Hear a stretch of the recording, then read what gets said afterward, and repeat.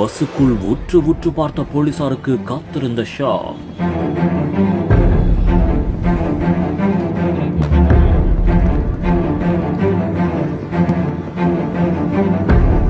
திறந்து பார்த்ததும் ஒரு நிமிடம் அதிர்ந்து போன போலீஸ் கரட்டி கிரட்டி கையில் எடுத்ததும் கண்ணெதிரே ட்விஸ்ட். ஆன் ஸ்பாட்டில் ஒன்று விடாமல் கரட்டி ஆக்ஷன் எடுத்த போலீசார். திருச்சி சமயபுரம் அடுத்த நம்பர் 1 டோல்கேட் பகுதிகளில் செல்லும் அரசு மற்றும் தனியார் பேருந்துகளில் அதிக ஒலி எழுப்பக்கூடிய ஏர் ஹாரன்கள் இருப்பதாக போலீசாருக்கு தகவல் கிடைத்துள்ளது.